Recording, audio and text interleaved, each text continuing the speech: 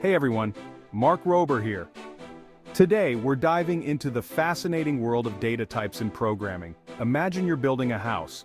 You wouldn't use bricks for the windows or glass for the roof, right? Similarly, in programming, data types are the fundamental building blocks that define what kind of information our programs can store and manipulate. Just like a builder needs to know the difference between bricks and cement, a programmer needs to understand data types to write efficient and effective code. From counting apples to measuring liquids, each data type serves a specific purpose. In this journey, we'll explore the most common data types, their real-world analogies, and how to use them effectively. Get ready to unlock the secrets of data types and take your programming skills to the next level. Whether you're a beginner or a seasoned coder, this guide will equip you with the knowledge to write cleaner, more efficient, and error-free code. Let's get started. First up, we have integers, the workhorses of the programming world. Think of integers as whole numbers, like the number of apples in a basket or the number of students in a classroom. They can be positive, negative, or zero, but they can't have any decimal points. In programming, we use integers for a wide range of tasks, from counting objects to performing mathematical calculations. Whether you're calculating the total cost of items in a shopping cart or tracking the score in a game, integers are your go-to data type. Now let's jump into some live coding examples to see how integers work in practice. We'll explore how to declare integer variables, assign values to them, and perform basic arithmetic operations. Get ready to unleash the power of integers in your code. Next, let's dive into the world of floating point numbers, often simply called floats. Imagine you're measuring the volume of a liquid in a beaker. Unlike integers, which deal with whole numbers, floats allow us to represent numbers with decimal points, providing greater precision. Floats are essential for a wide range of applications, from scientific calculations involving precise measurements to financial transactions dealing with currency values. Whether you're calculating the area of a circle or tracking the price of a stock, floats provide the accuracy needed for these tasks.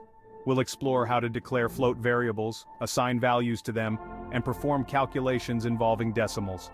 Get ready to unlock the power of precision with floating point numbers. Now let's move on to strings, the storytellers of the programming world. Think of strings as sequences of characters, like the words and sentences in a book. They allow us to represent textual data, from simple greetings to complex paragraphs. Strings are essential for a wide range of applications, from displaying messages to users to processing and manipulating text in natural language processing tasks. Whether you're building a website, a mobile app, or a chatbot, strings are your go-to data type for handling text. We'll delve into how to declare string variables, assign values to them, and perform various string operations, such as concatenation, which is joining strings together, and slicing, which is extracting portions of strings. Get ready to unlock the power of strings and add a touch of linguistic flair to your code. Section 5, booleans, true or false, that is the question. Now let's talk about booleans, the truth tellers of the programming world. Booleans represent truth values, which can be either true or false. Think of them as simple on-off switches or yes-no answers. Booleans are crucial for controlling the flow of our programs through conditional statements and logical operations. They help us make decisions in our code, such as whether to execute a block of code based on a certain condition or to loop through a set of instructions until a specific condition is met. We'll explore how to declare Boolean variables, assign truth values to them, and use them in conditional statements and logical operations. Get ready to unlock the power of Booleans and add a touch of logic to your code. Section 6. Common pitfalls. Navigating the data type minefield. As with any powerful tool, using data types effectively requires understanding potential pitfalls and how to avoid them.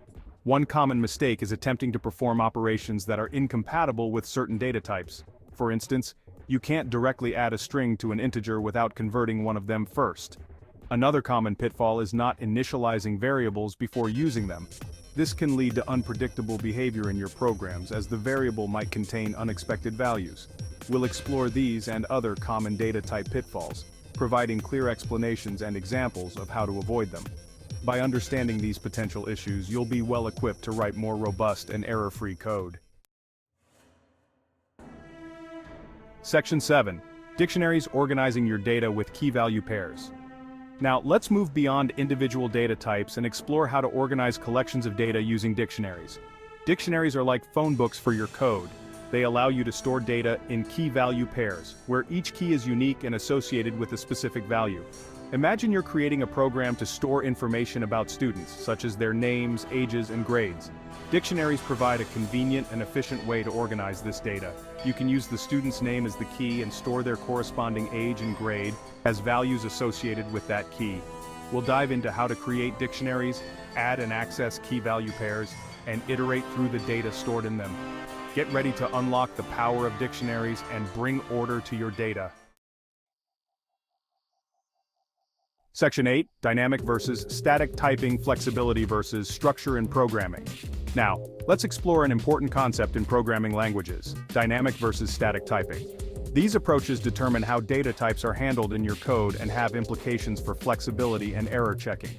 In dynamically typed languages like Python, you don't need to explicitly declare the data type of a variable.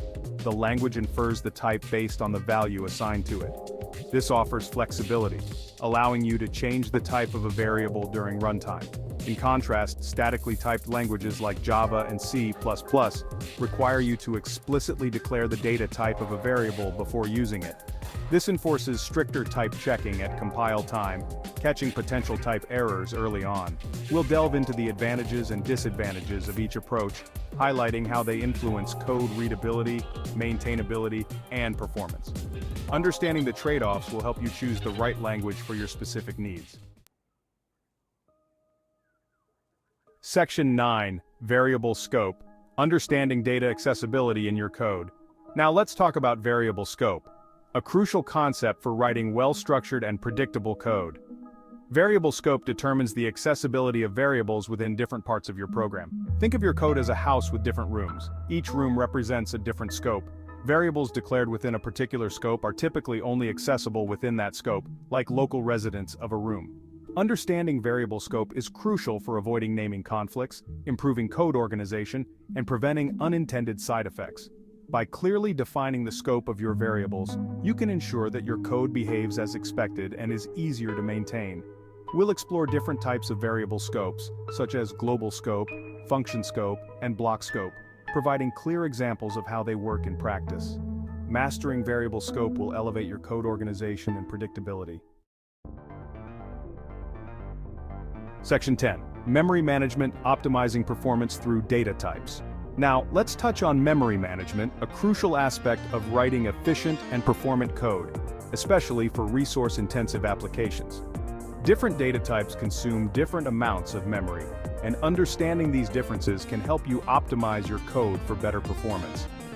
For instance, integers typically consume less memory than floating point numbers, and strings can consume varying amounts of memory depending on their length. By choosing the most appropriate data type for your needs, you can minimize memory usage and improve the overall efficiency of your programs. We'll discuss how different data types impact memory usage and provide practical tips for optimizing your code for better memory management. While this is a more advanced topic, understanding the basics will give you a head start in writing more efficient programs. Section 11, Real-World Applications, Data Types in Action. Finally, let's explore some real-world applications where data types play a crucial role. From mobile apps to scientific simulations, data types are the backbone of countless technologies we use every day. For instance, in mobile apps, data types are used to store user information, track game progress, and display multimedia content. In scientific simulations, they're used to represent physical quantities, perform complex calculations, and visualize data.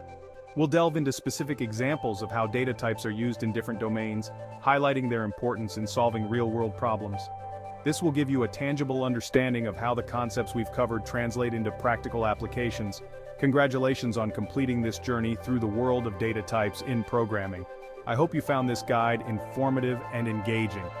Remember, mastering data types is an ongoing process, and the more you practice, the more confident you'll become. Now go out there and write some amazing code.